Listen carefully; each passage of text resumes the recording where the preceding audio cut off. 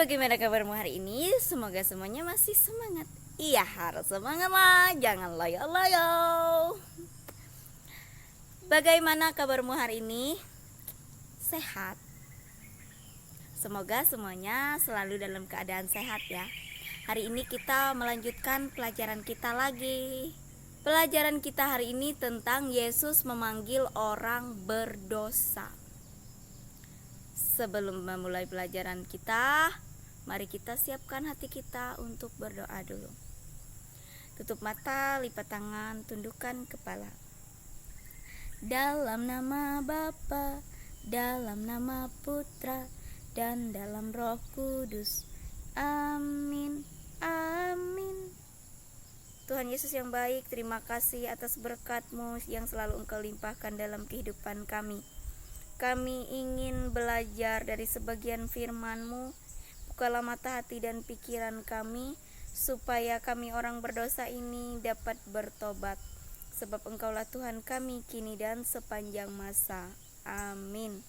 Dalam nama Bapa, dalam nama Putra, dan dalam Roh Kudus. Amin. Amin. Pelajaran kita hari ini terinspirasi dari kitab suci Injil Lukas bab 19 ayat 1 sampai 10, yaitu kisah tentang Zakeus. Kisah tentang seorang yang bernama Zakeus. Nah, dalam kehidupan orang Yahudi itu berpikir bahwa Tuhan Yesus itu datang kepada orang-orang yang saleh, orang-orang yang sudah percaya, orang-orang yang sudah kehidupan berimannya sangat baik, orang-orang yang sudah kehidupan sosialnya sangat baik, yang nama baiknya juga sudah baik. Tetapi mereka keliru. Tuhan Yesus itu datang kepada orang-orang yang berdosa, orang-orang yang lemah, orang-orang yang miskin dan tersingkirkan. Karena orang-orang itulah yang sangat membutuhkan pertolongan dan bantuan. Yesus mau datang untuk orang-orang berdosa supaya apa? Supaya orang berdosa ini tadi bisa bertobat, supaya orang berdosa ini tadi bisa beriman kepada Allah. Jadi yang sudah beriman, yang sudah kehidupan agamanya baik, yang sudah moralnya baik, apalagi yang mau diperbaiki, ya kan? Yang mau diperbaiki adalah orang-orang yang masih melakukan kesalahan dan ia belum sadar untuk merubah kesalahannya itu menjadi perbuatan-perbuatan yang baik. Nah, dalam Injil itulah ada cerita tentang seorang yang bernama Zakeus bertemu dengan Yesus. Zakeus ini adalah orang yang pendek. Hai Zakeus, orang pendek, kecil buat dunia. Ia memanjat pohon ara untuk melihat Yesus. Zakeus itu memanjat pohon ara itu lebih besar lagi, lebih tinggi lagi. Oh, seperti ini. Tuh, seperti pohon itu tuh. Zakeus saking inginnya melihat Yesus, saking ia berjuang untuk bertemu dengan Yesus, ia rela memanjat pohon ara. Ia memanjat pohon supaya bisa melihat Yesus karena ia memiliki badan yang pendek. Jadi tertutuplah oleh orang-orang lain yang tinggi itu, maka ia tidak kehilangan akal. Ia termasuk orang yang cerdas juga. Ia memanjat pohon, lalu saat itulah ia melihat Yesus dari kejauhan. Tetapi ternyata Tuhan Yesus melihat dia di atas pohon. Karena kan orang lain di bawah, nah dia di atas pohon. Secara otomatislah si Zakeus ini menarik perhatian semua orang, termasuk perhatian Yesus. Karena dia sendiri yang di atas pohon, berarti semuanya bisa melihat dong, ya kan? Nah, lalu Tuhan Yesus memanggilnya untuk turun. Hei Zakeus, turun dulu kamu ke sini, kata Tuhan Yesus, ya kan? Lalu Zakeus pun turun dari atas pohon. Nah, Tuhan Yesus tanya, kenapa kamu naik pohon, orang lain di bawah? Sakeus menjawab apa? Saya ingin melihat Yesus, tapi kan Yesus lihat sendiri badan saya pendek, makanya saya naik pohon supaya bisa lihat, kata si Sakeus.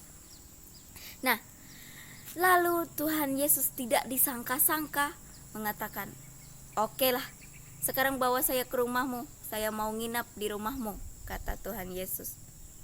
Dengan senang hati si Sakeus pun membawa mereka untuk datang ke rumahnya. Nah, orang lain yang melihat kejadian itu, mereka iri, mereka juga heran, mereka bingung. Kenapa Tuhan Yesus ini mau pergi ke rumah si Sakeus dan menginap lagi, makan minum lagi di situ? Sedangkan Tuhan Yesus tahu si Sakeus ini adalah pemungut cukai. Pemungut cukai itu adalah orang yang suka minta pajak dari orang lain. Minta, umpamanya ada orang yang berdagang. Nah, ia meminta sini bayaran pajak. Nah, Sakeus ini ada di depan gerbang itu sudah menanti orang yang masuk gerbang kota itu harus bayar. Nah, gitu kerjaan si Sakeus. Orang yang mau berdagang itu harus bayar dulu sebelum melewati gerbang. Itu kerjaan si Sakeus. Nah, orang pada saat itu memandang Sakeus itu memiliki pekerjaan yang haram, memiliki pekerjaan yang tidak baik, memiliki pekerjaan yang tidak halal. Nah, kata saudara-saudari kita yang muslim, ia itu tidak bekerja keras, ia hanya minta dari orang lain.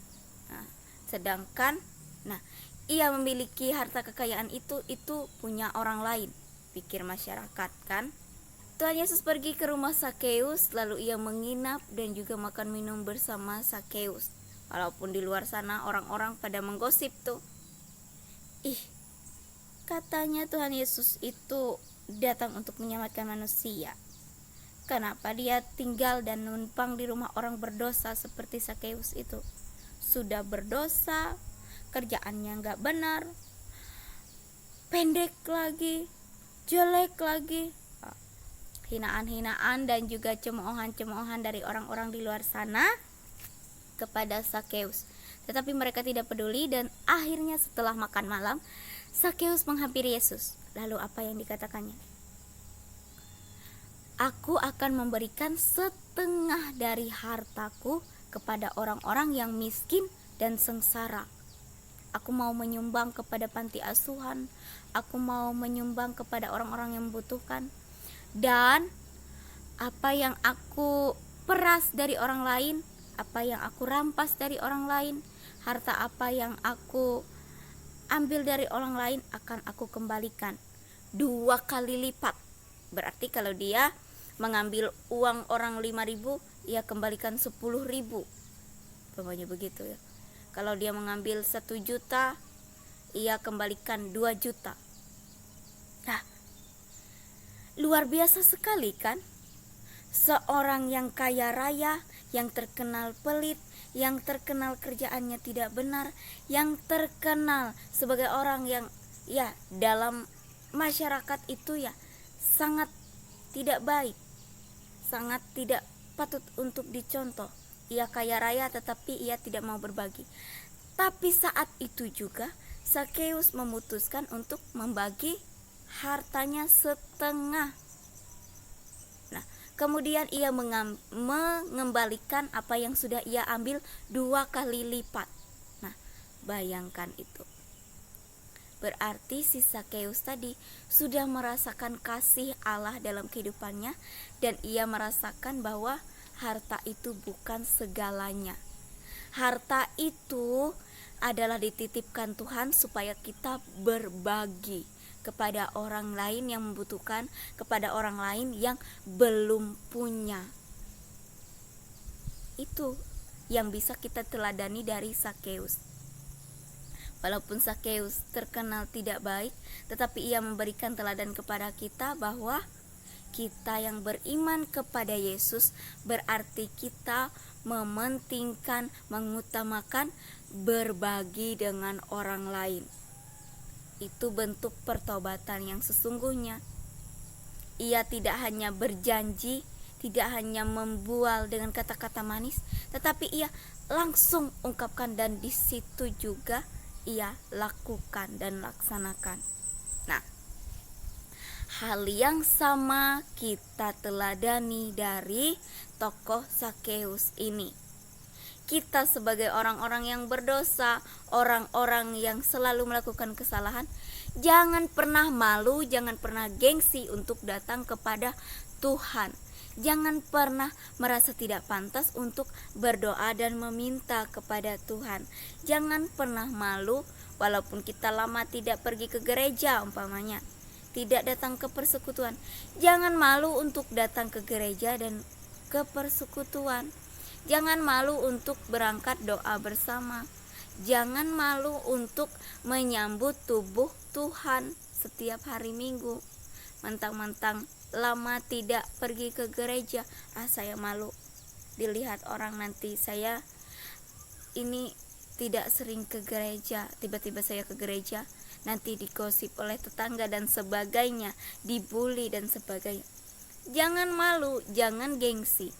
Si Zakeus sudah menunjukkan teladan yang baik untuk kita, bahwa ketika ia terpanggil ingin melihat Yesus, ia segera mencari akal. Walaupun ia dengan cara yang berbeda, naik pohon, orang lain di bawah pohon, ia naik pohon sendiri mencari perhatian, pasti kata orang.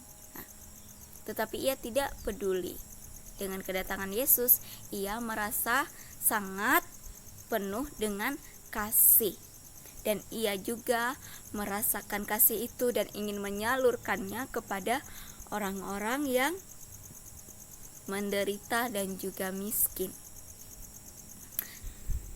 Sebaliknya juga, jika ada dalam masyarakat, dalam pergaulan kita sehari-hari, kita menjumpai orang yang dinilai oleh orang lain tidak baik, kita juga meneladani Yesus sebagai tokoh utama, idola kita, yaitu menghampirinya dan mengunjunginya, mau bergaul dengan dia, mau berteman dengan dia, bukan malah menjauhinya.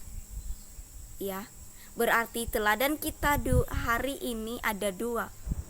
Zakeus sebagai orang berdosa yang bertobat, tidak malu-malu dan tidak gengsi untuk meminta kepada Tuhan Yesus, untuk melihat Tuhan Yesus, untuk datang kepada Tuhan Yesus. Dan yang kedua, kita juga meneladani Yesus sebagai orang yang hadir untuk menemani, untuk memberi hiburan, untuk memberikan contoh dan teladan sebagai orang yang beriman kepada orang-orang yang dijauhi dalam masyarakat. Entah dijauhi karena ia nakal, dijauhi karena ia narapidana, dijauhi karena ia dinilai tidak baik.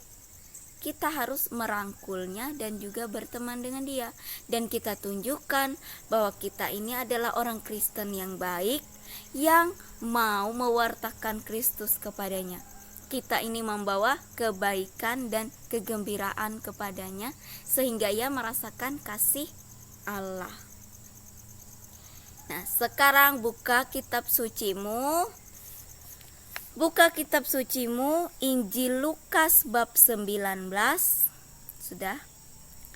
Ayat 9 sampai 10. Buka kitab suci Perjanjian Baru, Injil Lukas bab 19 ayat 9 sampai 10. Sudah? Kalau sudah, kamu salin teks itu di buku tulismu menggunakan huruf tegak bersambung. Menggunakan tulisan huruf tegak bersambung atau huruf raib. Oke? Kamu buka kitab suci Injil Lukas bab 19 ayat 9 sampai 10. Kamu salin teks itu di buku tugasmu menggunakan huruf raib. menggunakan tulisan tegak bersambung. Oke? Sudah cukup jelas ya tugasnya. Sekarang mari kita tutup dengan berdoa. Tutup mata, lipat tangan, tundukkan kepala. Dalam nama Bapa, dalam nama Putra, dan dalam Roh Kudus. Amin. Amin. Tuhan Yesus yang baik, terima kasih atas firman-Mu. Pada hari ini kami mendengarkan kisah dari seorang yang bernama Zakeus yang Engkau kunjungi rumahnya. Semoga kami meneladani Engkau sebagai Tuhan dan Juru Selamat kami, yang mau merangkul dan mengunjungi orang-orang yang tersingkirkan dalam kehidupan masyarakat. Dan kami juga ingin meneladani Zakeus sebagai seseorang yang merasa diri berdosa dan tidak malu-malu untuk datang kepadamu, sebab Engkaulah Tuhan dan pengantara kami kini dan sepanjang masa. Amin. Dalam nama Bapa, dalam nama Putra, dan dalam Roh Kudus. Amin. Amin. Go semangat untuk menulis tulisan tegak bersambungnya. Jangan lupa selalu berdoa dan bersyukur, dan jangan suka ngejudge orang lain dengan semua keterbatasan dan juga kekurangannya. Tetapi kita harus menjadi teladan sebagai orang Kristen yang baik, yaitu merangkul semua orang dan mengasihi semua orang. Tuhan Yesus memberkati. Bye-bye.